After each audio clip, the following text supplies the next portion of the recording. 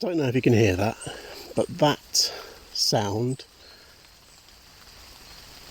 kind of like the drumming on leaves, is the signifier that it's the summer holidays.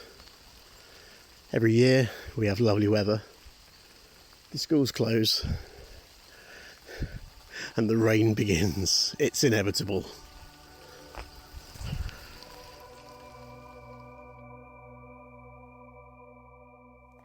As most parents know, we're in the middle of the annual 6 to 7 week school summer holidays.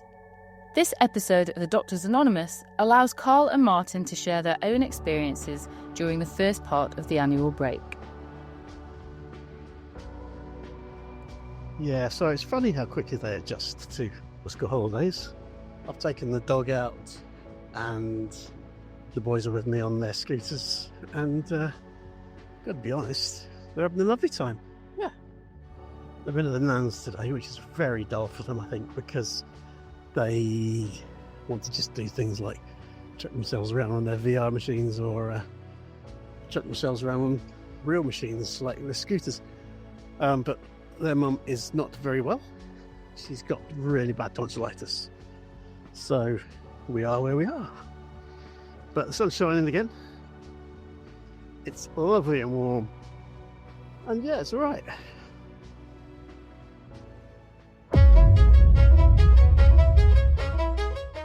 This is Adopters Anonymous.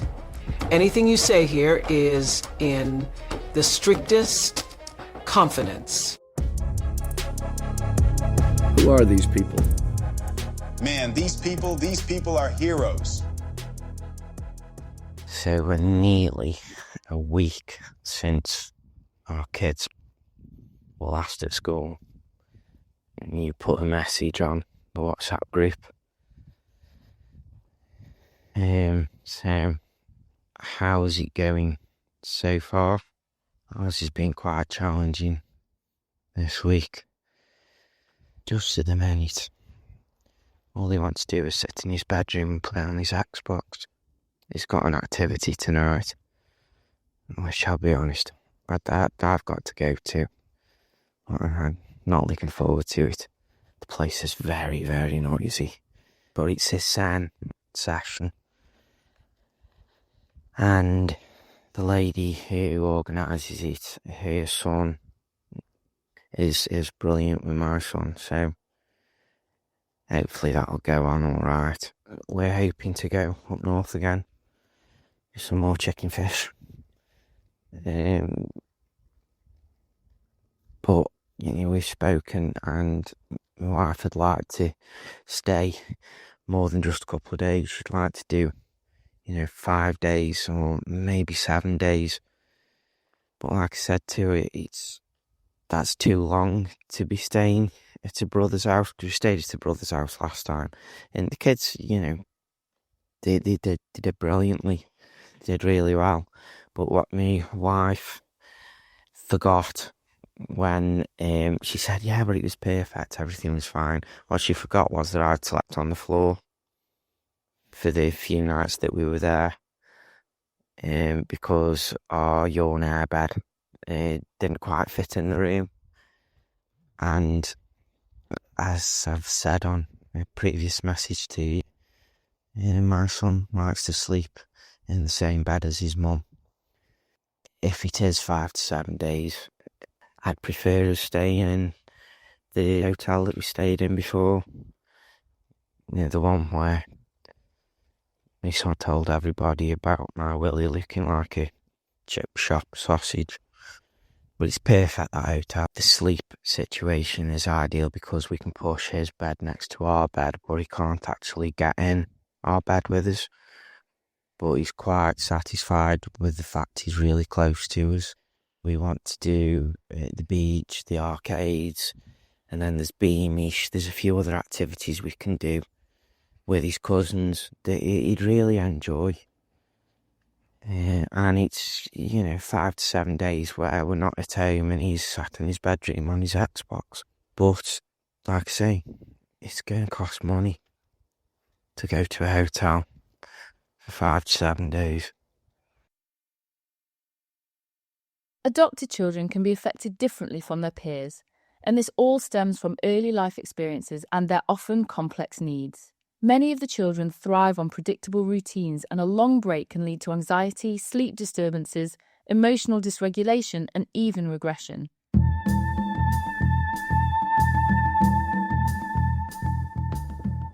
Oh my God, we are knackered.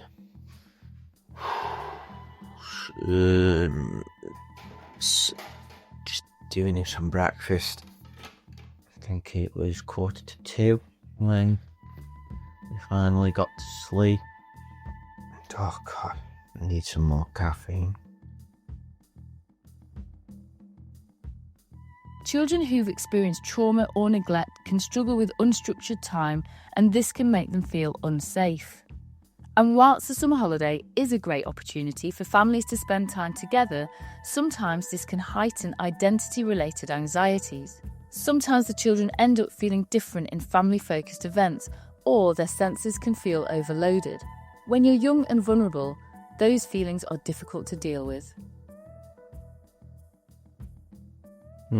Why did I say? Feels like he's settled into school holidays. Fucking knobhead. It's like being in the hospital and saying the Q word.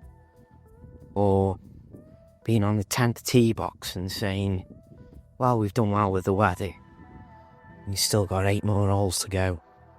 And the grey clouds come rumbling in as soon as you said that. Why couldn't you have just said, you've had a couple of good days, but I'm sure there'll still be a few bumps in the road.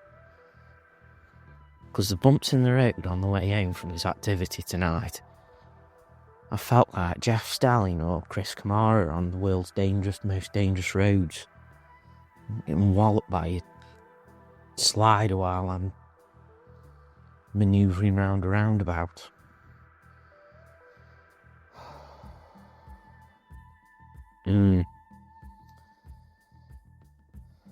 He's knackered, he's worn out. He did really well at his activity. It was just, by the end of it, he was knackered. Hopefully my son will have had his meds by the time I get back home, and I can get him to go to bed. Because to be fair to him, the last couple of nights we've had a decent night's sleep. Not crack of the dawn starts. So I don't know whether you have it. I don't know whether I've mentioned this before. I don't know whether you have it, but it's like when they're at school, you have to drag them out of bed. And then as soon as they don't need to be in school, they're up at the crack of dawn. Never mind. Speak soon. While direct studies on school holidays and adopted children are limited, the evidence clearly shows that these breaks often remove critical supports that adopted children rely on. Without intervening measures, holidays can heighten attachment distress, learning gaps, and social isolation.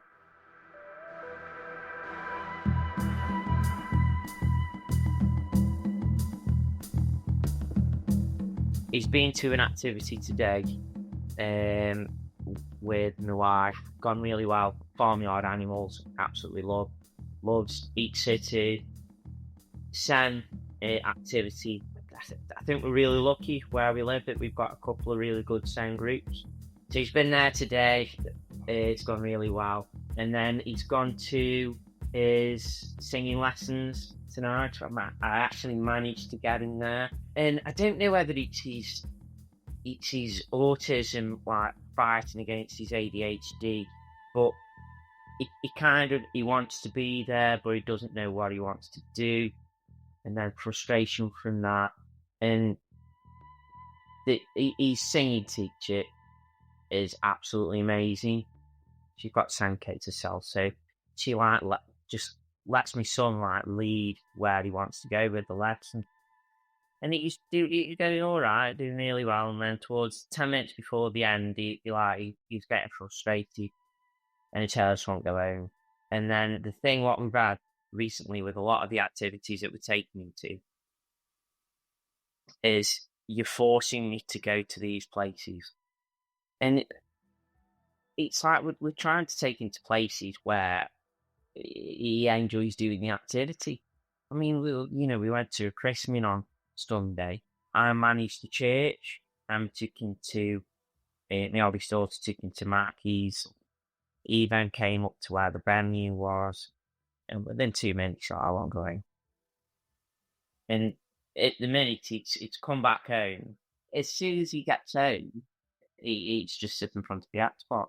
This is something that I find really, really frustrating. And it's obviously something that we never had. And I know it's not their fault, but it's so ingrained in their lives that they can get this entertainment on tap. So even when we had computer games when we were younger, and don't get me wrong, we had stuff. We had like really early Segas, and then before that things like Ataris and computer games. But the thing was, I just think the games weren't that good that made you want to play them all the time, and you just go, oh, this is crap, isn't it? Let's go outside. But now I think everything's so fantastic and realistic. You can watch the guys play their games, and it's just like watching a cartoon or a movie almost. And so I kind of get it, and I think it's really frustrating because it's not good for their health. It's really not. But then you get to the situation that we get to where it's like the only thing they want to do. And if we do something, they'll be like, when can we go home? When can we go home? When can we go home? Because all they're thinking about is getting on the machine. So for instance, today my little one went to a summer camp that's all sporty. And it's fine, And pick him up, and all he's interested in is, I can go on my VR tonight because I've been out all day. I've not had any time on it. And it's like, well, is it that much of a burden to miss it? But clearly it is, and it's like a crutch for them, isn't it? Yeah. And I just think there's so much more to life. Because I was just thinking back to the first summer that they came to live with us. It was great because that summer they came to us in July, and we had the whole summer basically off, and we had a camper van, and we just go off to the beach and just hang out there, and it was so much fun to be out and about, trying new things and just having a laugh.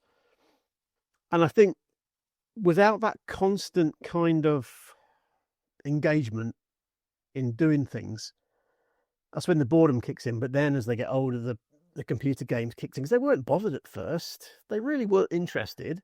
And then it suddenly creeps in and creeps in and creeps in. And you kind of think, okay, we'll let it have a little bit.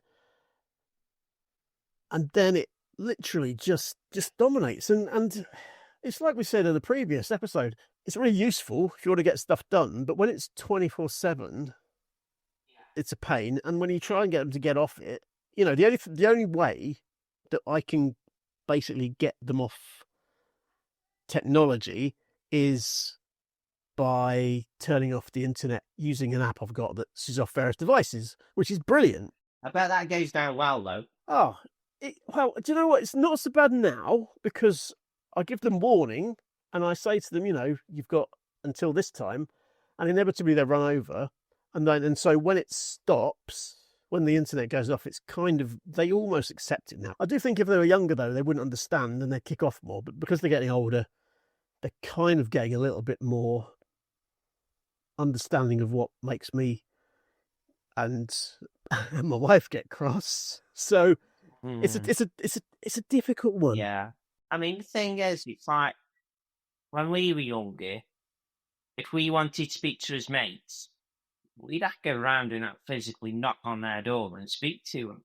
And another thing, it's like, I'm pretty sure my son's up for nearly 7 weeks. It's too long.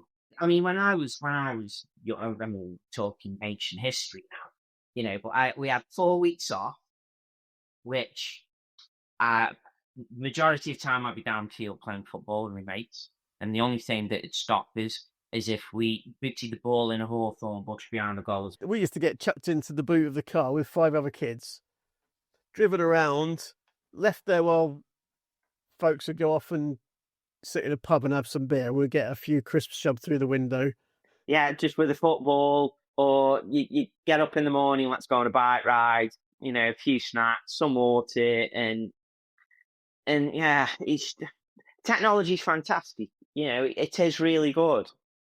But I can remember I was watching Knight Rider, and my mum went, "What a load of rubbish this is.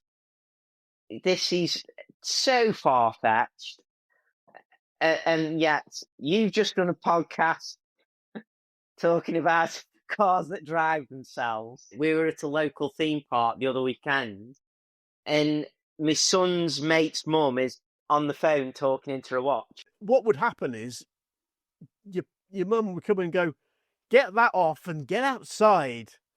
Go and do something." And that's what you do, as you said, memories of things we used to do that you can't, you really can't do anymore because there's so much fear of what might happen. Mainly, things like traffic, the amount of cars there are and the speed they go. But, bike rides, you can't just head off on the road. You can't just disappear off and play football. I was out from, 8 in the morning till the street lights came on. That was kind of it. The orange street lights would signify coming home.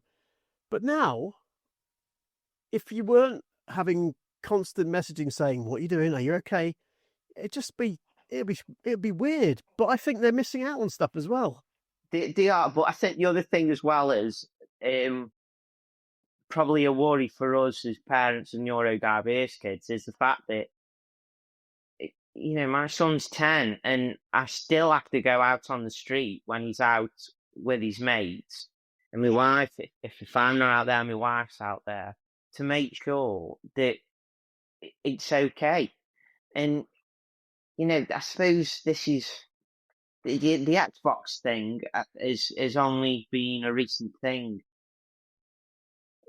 but in some ways, rightly or wrongly, in some ways it's been a little bit of a blessing because we've had less meltdowns. We've had less fallouts with the kids on the street, which means it's, he has a meltdown outside, then comes in and then kicks off, and it's me who gets the beating.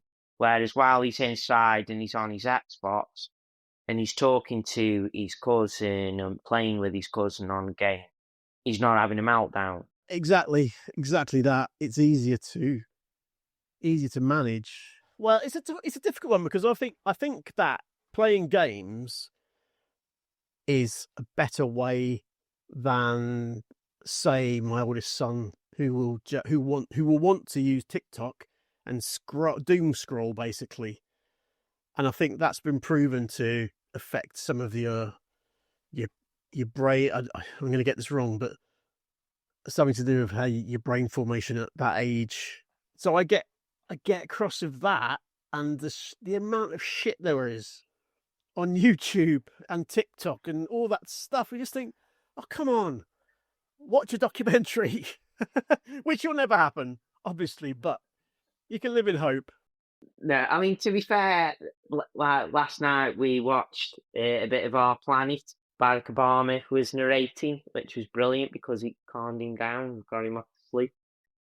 Some bits with YouTube are quite good because there's a lot of people on there who do a lot of artwork and cartoon bits, and my son he is creative and he does like to try and recreate what they're doing. But even that's taking a little bit of a back burner because he's playing on his games all the time.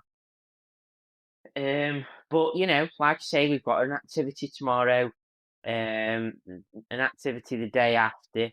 So, as we've always said, the only thing we can do is keep trying his best, and hopefully we can get him out. He can have a good day, and we can just make some good memories. There's no direct data linking adopted children's screen time during holidays, but general trends suggest that screen use spikes plus related concerns are more pronounced during summer breaks. Given the known vulnerabilities within adopted populations, these increases could magnify potential negative effects during what should otherwise be a restorative time. Saying no inevitably ends in a battle. But recent evidence published in the journal Neuroimage that studies short video addiction such as TikTok, Instagram Reels and YouTube Shorts in young adults found structural differences, increased grey matter volume in the orbitofrontal cortex involved in reward processing and decision-making, and the cerebellum, linked to cognitive and emotional regulation. Functional changes.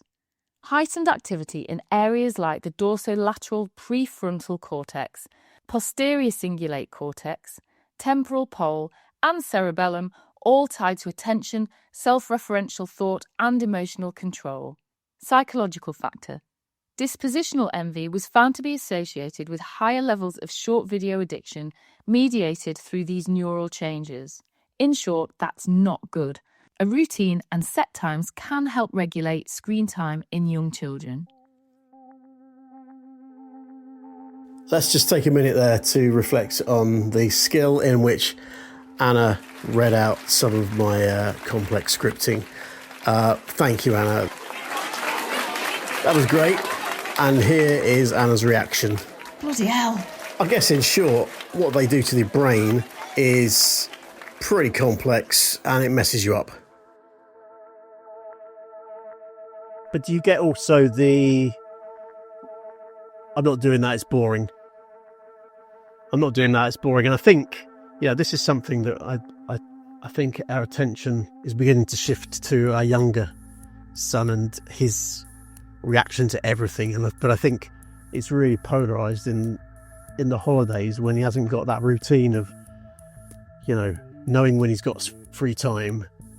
And he, he's the only person I know, the only child I know who will sleep and sleep and sleep. And he'll sleep in, if he could, till about 10 in the morning. And I think we should just leave him there. But then he's a night owl, so he'll stay up late as well. And if we were changing a few things and having like a shorter holiday, I also think the time of year should change now. It seems to me really clear that August is pretty shabby. It's almost like autumn these days. So if they have the summer holiday end of June, early July maybe, I really feel passionate about this. I think the school year was almost designed in part to help farmers and harvesting and things like that, making kids available for harvest maybe. I don't fully know, it may be wrong, but I think there's something to do with that in the same way that the clock's changed. I just think the world's changed a bit and we should move with the times. How long has it been? August for the school holidays? I mean, it's archaic, isn't it? Why not change things? God knows. I mean, you could say that with everything about the education system. But we're talking about school holidays at the minute, so... But yeah, I agree with you. It's like... May. You can have really nice Mays and June. Because, if we could have decent weather all the time, it would help out. Because you've got a few more options. But, I don't know. It's still really difficult. I think... I'm just hoping, I mentioned it to you a bit ago, that, I'm just hoping that when my son gets to the age that your eldest at, that transition from school to holiday kind of evens out. Because I really shouldn't have said we're settled. Really shouldn't have said that. So why are the holidays in August? The long summer break was introduced in the 19th century. The first Monday in August became a bank holiday with the Bank Holidays Act of 1871. Plus, around that time, industrial towns in the English North and Midlands would follow Wakes weeks.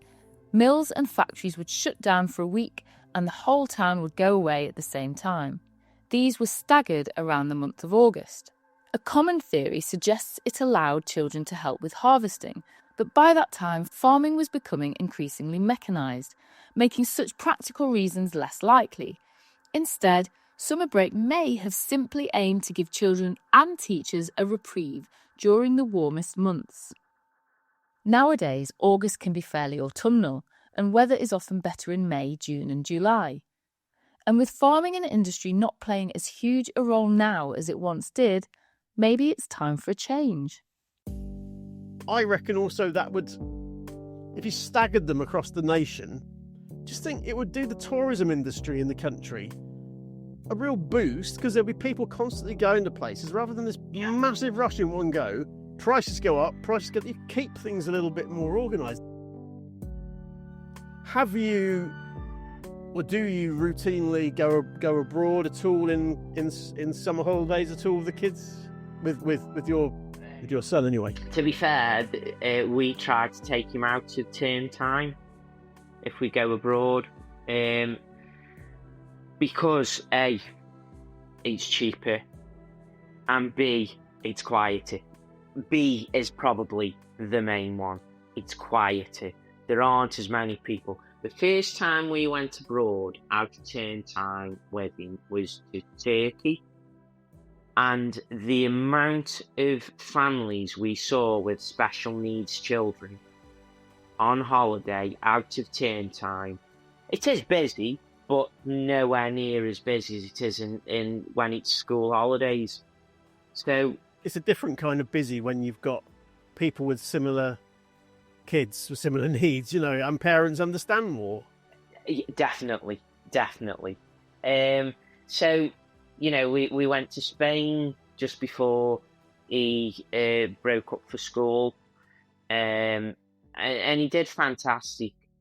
I was just hoping that might have broke him in a little bit for the school holidays, but it didn't quite work how it was. But we are also hoping to go up for some chicken fish in a couple of weeks' time. Abroad in school holidays, I think it'd be too much for him. In the airport, when we were coming back, it was quite busy, and he really didn't like it. So I think if it was absolutely rammed, he just wouldn't go. Yeah, we have been abroad quite a few times. Not only in the school holidays, but also in half terms and things like that as well. And I was always concerned that it would just end up in chaos, because they'd end up doing what they always do, fighting and pissing around and just being completely out of control. However, to their credit, they were brilliant on the flights. In fact, the flight was the best part. And I think because we've all been off at the same time and we've all been experiencing something new, they're really good at kind of pulling together, and that's when they really, really appreciate family time and being really part of the family dynamic and exploring new things. And they've always done really well, and we've always gone away with friends with kids that they know, and I think that really helps, having like-minded people around you.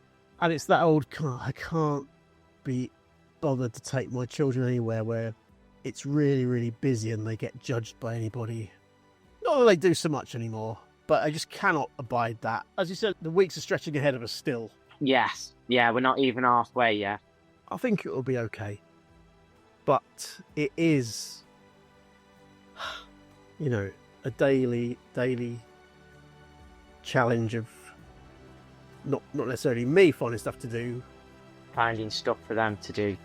Yeah, and my life carries on, my life just stays the same. I get up at silly o'clock, walk the dog, come back, and then it just means that when I'm trying to work, there's more distractions, really. But then, from what I can work out, there are a lot of people out there who are putting their hair out, as you said. Yeah.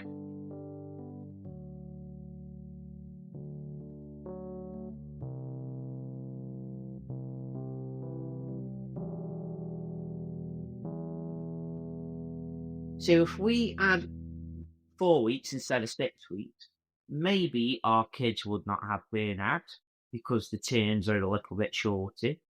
And then a 4-week holiday for me, we're not as knackered, but you're not constantly trying to get them to find activities for them that they're going to enjoy.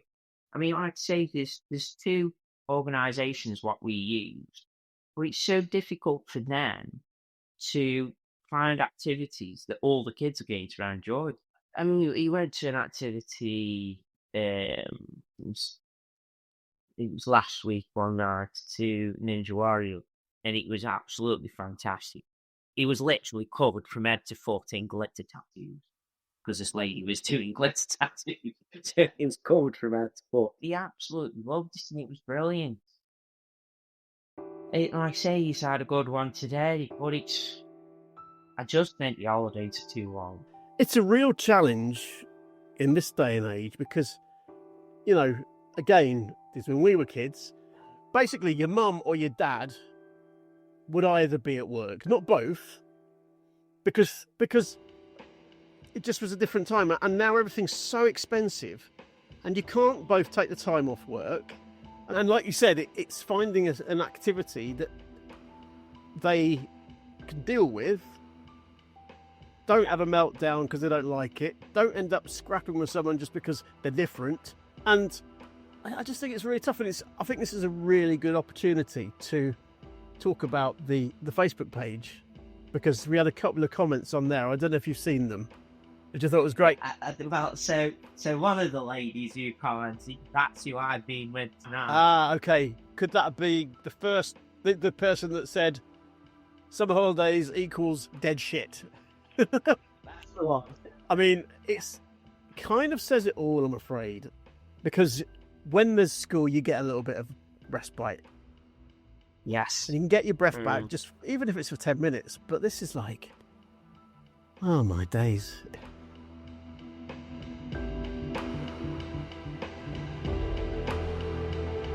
So every Monday is an activity that my son goes to, and we took him there tonight. Everything's fine. Sat in the car because we're a bit early, and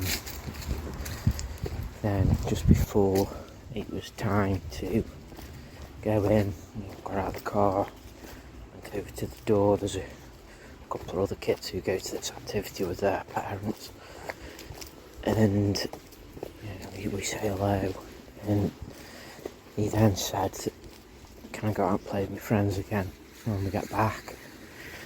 And we'd already discussed it, saying we'll see if the activity goes well, and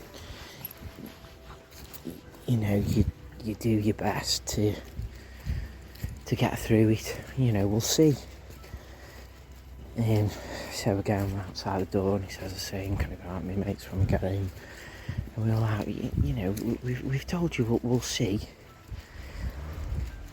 And he just turned around and started being a bit lippy to his mum, and then gave her the middle finger, and then started walking towards the car. As he got to the car, I'd unlocked it. I was walking behind him. As he got to the car, he turned around and gave his mum the middle finger again.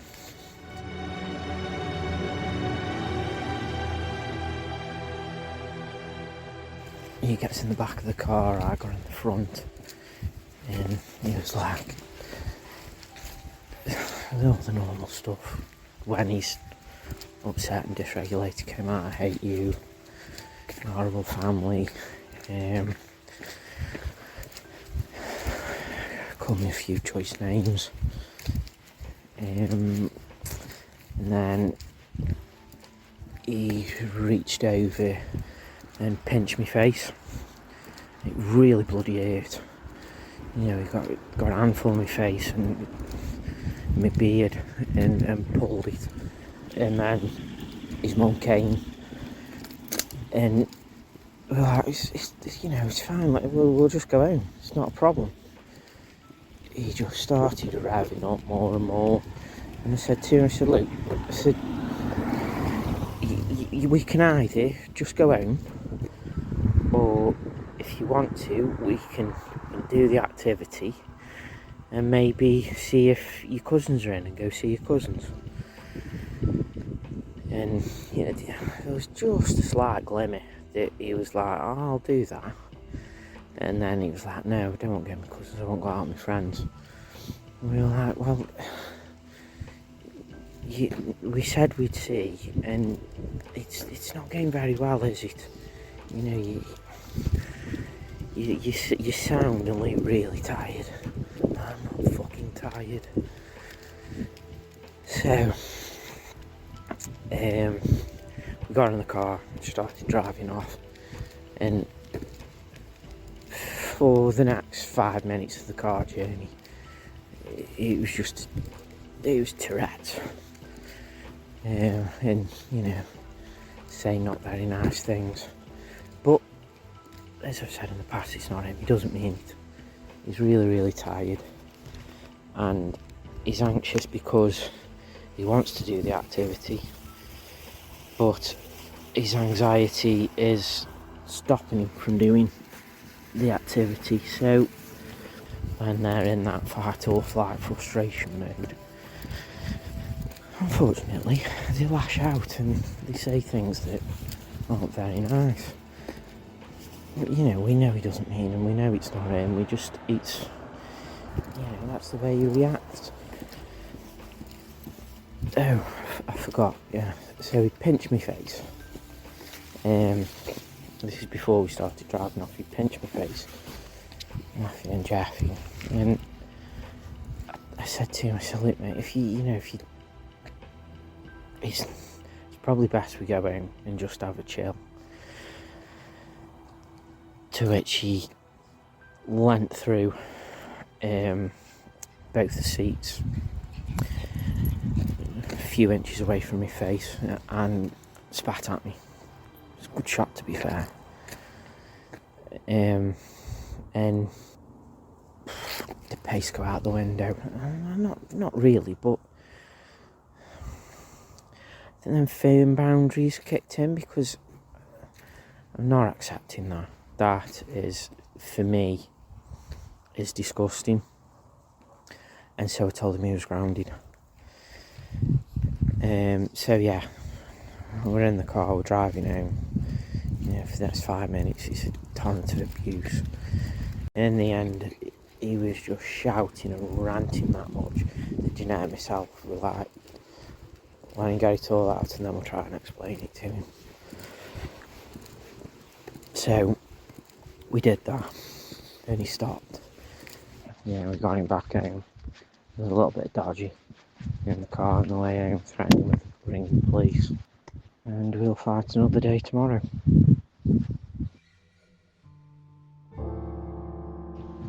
What do you do if you don't have an activity? Put the crash helmet on and hope for the best? Well, I suppose it depends what the weather's doing. And then, you can suggest things, but then sometimes you get shouted at because you're suggesting too many things. And the other thing we're struggling with, it's like we've got like reservoirs quite close to us with parks and that, but it's what 20 minutes to half an hour away. For my son, that may as well be in Cornwall. I don't think that's too far. I'm not going there. I'm not going. And it's like, it's perfect for us because that's free. That doesn't cost us any money apart from fuel. And I don't know what the answer is, because like you say, so it's been on your screen probably 2 hours now, which, helps me now while I'm doing this with you. But normally if it's raining and he doesn't want to go out anywhere and he wants to go on his screen, he wants me to sit behind him and watch him. So he still wants that security of me being close to him. And so yeah, I nothing gets done because I'm sat watching. Having that one-to-one support that they need sometimes, a lot of children need, it's Well, it's like my wife's been to an activity today with one of our PAs. We are really lucky with the PAs. The PAs that we've got are amazing. I mean, one of them still keeps coming back, and she's been battered a few times. But they have had good times as well. They've got lots of very good memories that they've spent with my son. So, but yeah, it's too long for me. It needs to be shorter. And I think, like all these discussions that we have, it's something that we just have to get on with. It's what it is. No, there's nothing you can do about it. You just got to carry on going.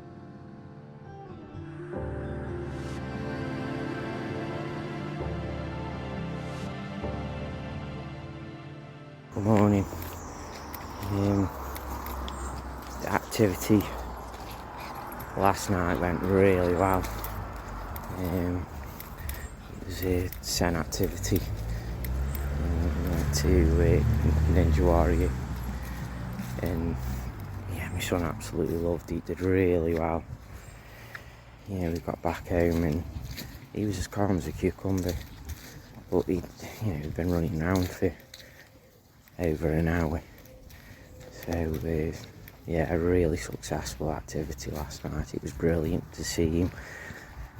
Really pleased. I had a smile on my face.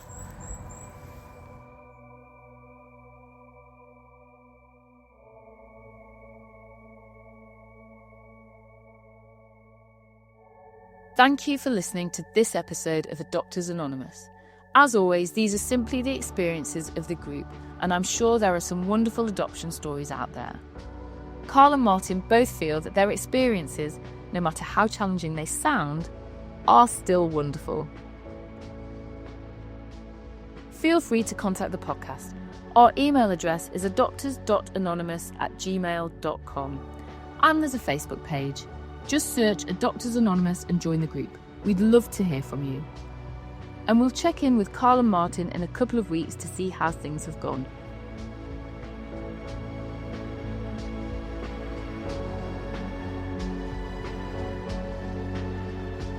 Just as a postscript, it's been a couple of days now since Carl and I chatted about summer holidays, and yeah, we in our house there was a big old blow up yesterday. And guess what it was about? It was about time being spent on screens. I think they find it hard to entertain themselves, which led to this big conversation that we had on our recording about how times have changed. But I don't know really what to say about this. I get confused and I don't know what the best thing is. I've lived in cities most of my life, and now I live in a small town, and my oldest, he's 13, he wants to hang out with his mate. He's got a couple of mates. But, in a small town, if you're adopted, you're seen as being a bit different, even though, he's probably one of the coolest kids I've ever seen or met, and had the joy of being his dad. But there is a stigma. There seems to be a stigma. And I want to talk about this sometime in the future. But yeah, he doesn't get to hang out in various places. They go out to the skate park, and him and his mate are really good at skating and scooting and biking, and they do all sorts of stuff like that. But there are idiots around as well who, gangs of older lads smoking and vaping. Well, not smoking, just, being generally, well, we've all been there. So it's really hard to work out what to do. He had a really hard start in life. We want to protect him, and trying to communicate that and explain to him why he can't ride his bike around the streets of the town at 10 o'clock at night because he's got no lights. He doesn't get it, and they need constant entertainment, and I know that's common of all children, and I know that as I said before, it is different to when we were kids, but it can be expensive, but also it's knowing where the boundaries lie and where the freedoms lie, and getting to grips with trust and confidence in their ability to stay safe. All the sort of stuff that keeps you awake at night, and will probably continue to keep me awake at night for the rest of my life. But as I said, we'll have more next time. And like I said earlier, we've got a Facebook page up and running now.